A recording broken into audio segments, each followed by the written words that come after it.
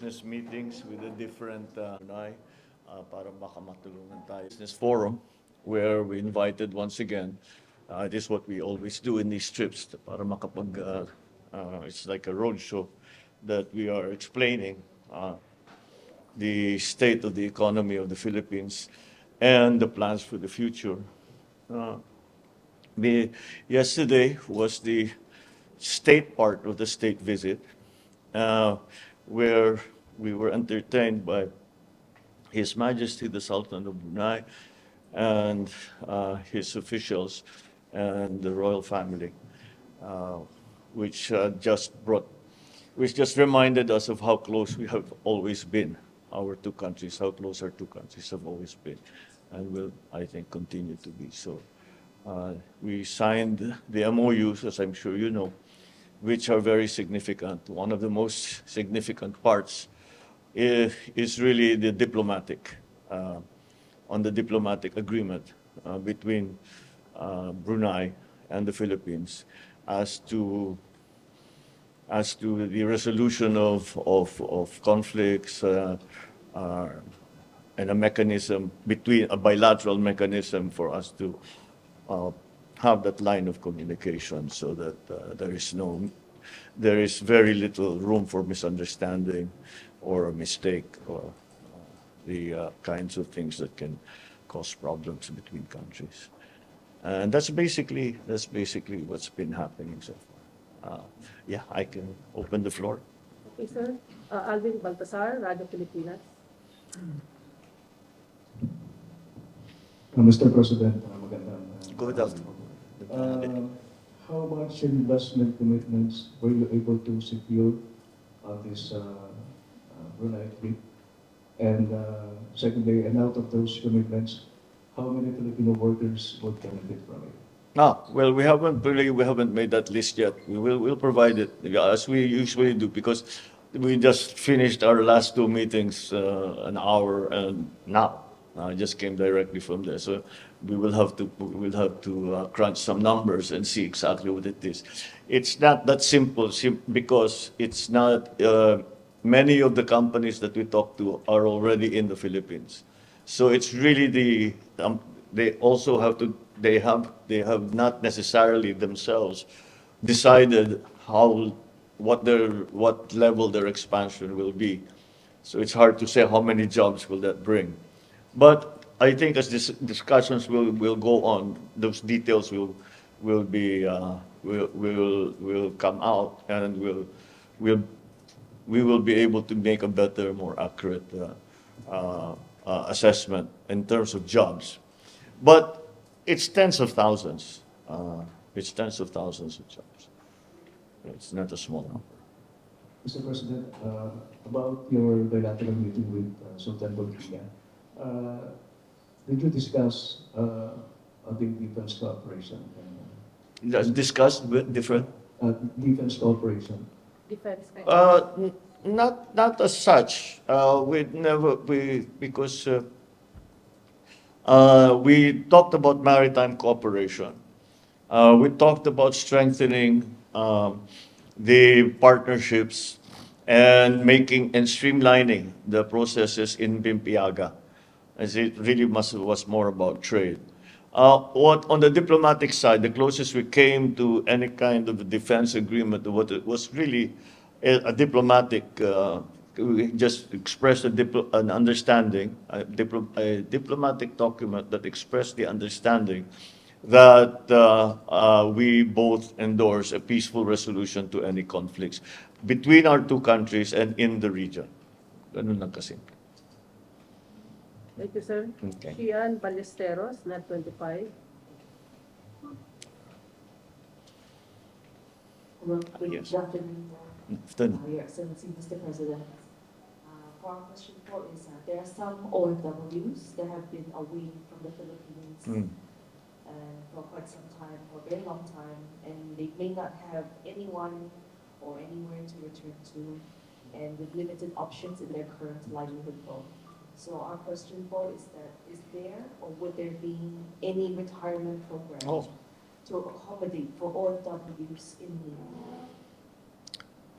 That's actually that's been going on for a while. It really was born in the time of the pandemic when many of our OFWs were sent home for health reasons, for safety, health and safety reasons.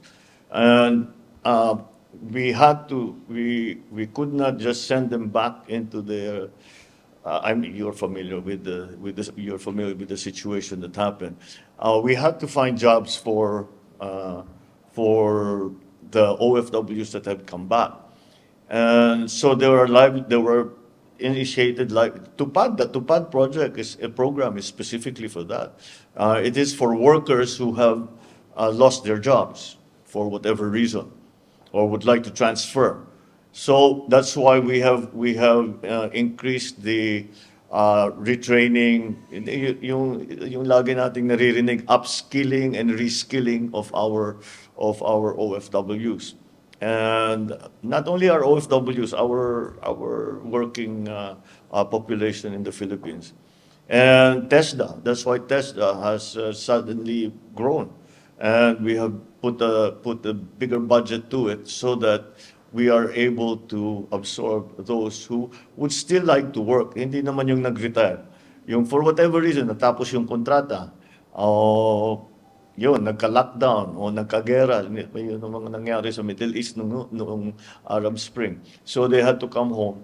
And so we provide support for that. We provide outright support in the meantime, and at the same time, there are livelihood programs that are available to them, both under the department, the DOLE and TESTA. And there are many mga joint programs with private industry.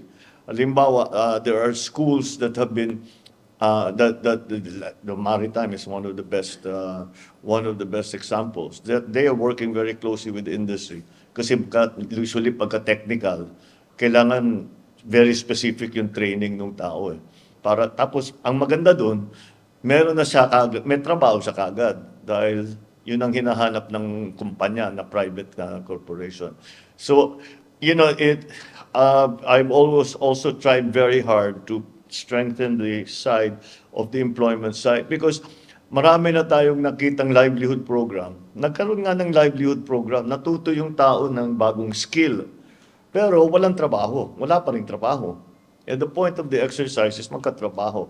So, kailangan may placement na doon sa kabila. And that's where in this the private sector comes in. They will tell you, this is what we need. As a matter of fact, we will do the training para makatiyak kami. But we have to be in partnership with government. And government naman provides incentives, provides better opportunities for our workers so that they learn new skills and that are relevant to the modern, but this post-pandemic economy.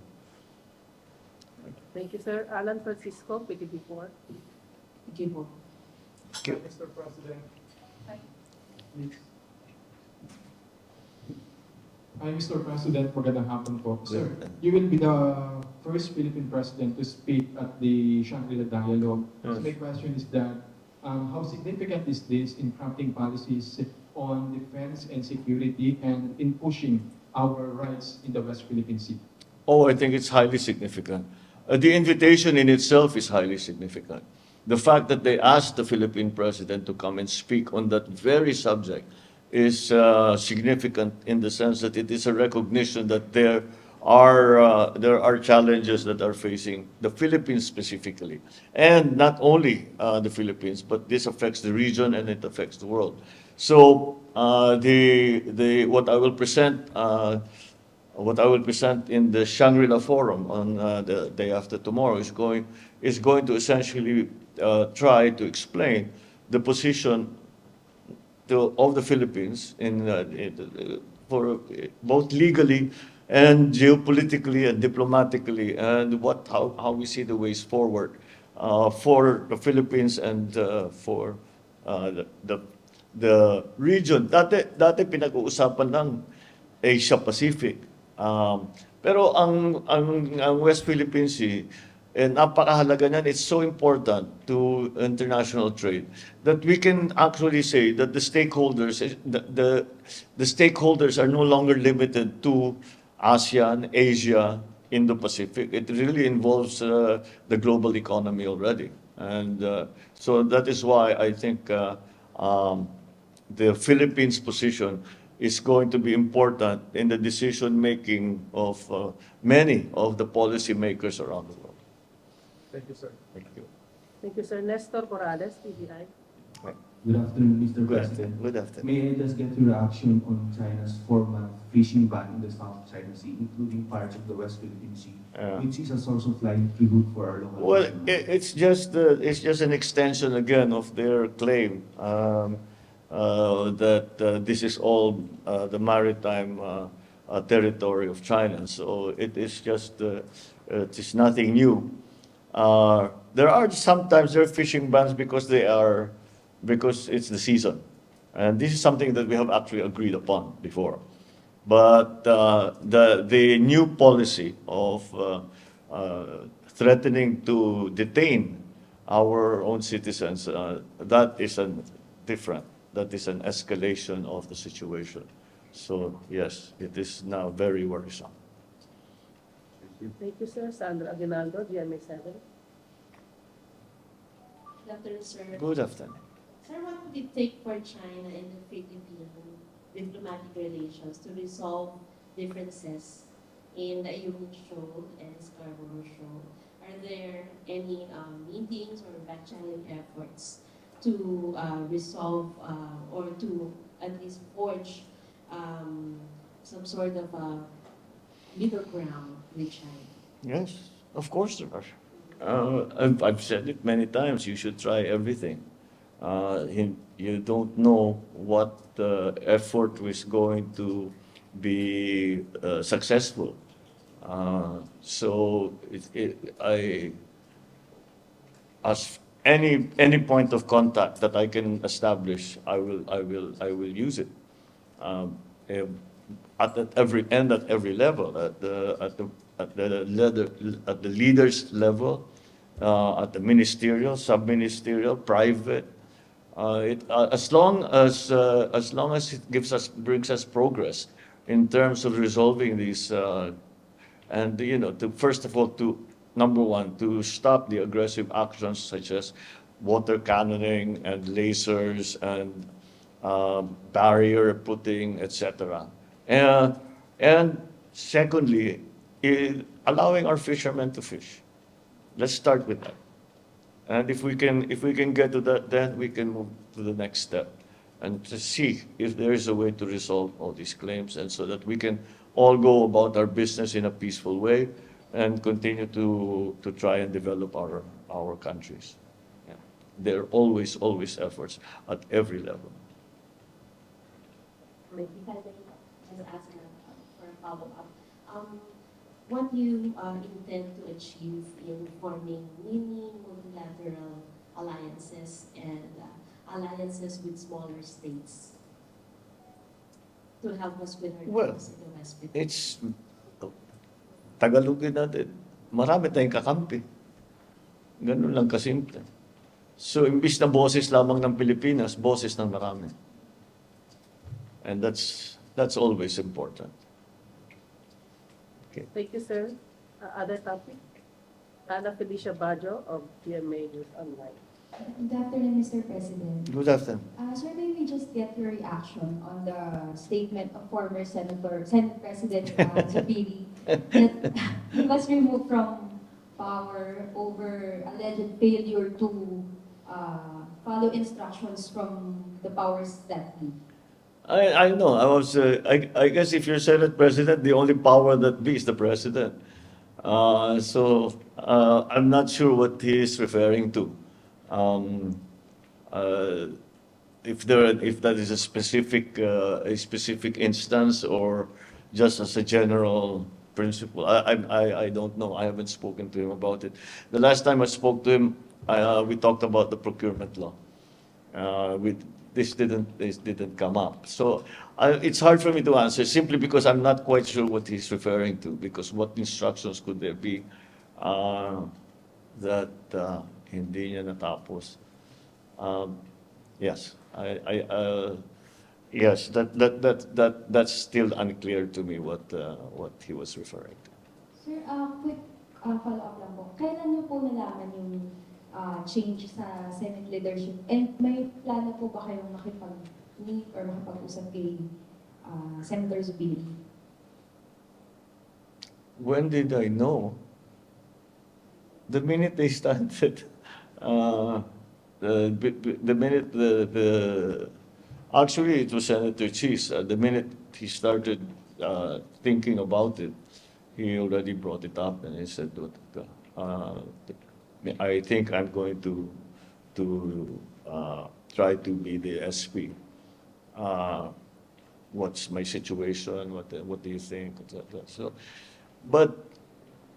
I did not speak to any parties at any point, simply because I was out of town. If you remember, on that day, yung nabalita na yung nung umaga, I was asked if I would issue a statement on the change of leadership. And I said, bakit nag-change na ba? Sabi na, well, merong gumagalaw. And when I landed back in Manila at about 3 or 4 in the afternoon, saka lang nalaman, tapos na. Nag-change na, nag-step down na si Senator Mix. So that's the extent. That's how I was basically informed at every step of the way. But it moved so quickly as well. But of course, we knew the state of the voting. Then when that was still being collected, the votes were still being collected by Senator Cheese. Alam na namin kung ano yung mga lalabas na numero. So to that extent, we were well informed about what was happening. Sir, last question na po. Sir, kasi na-interview po si Senator Zubiri and he refused to answer when asked if you still trust him. So, may tiwala pa po ba kayo kay Senator Zubiri? Sure, of course. The decision to change the leadership is not made by me. It was made by the senators. So that does not reflect on my view on Senator Mix and the trust and confidence that in my view reposes that I have in him. Thank you po, sir. All right? Thank you. Okay. All right? All right? Thank you, Maraming sir. salamat. Thank you. Sir, picture daw. Thank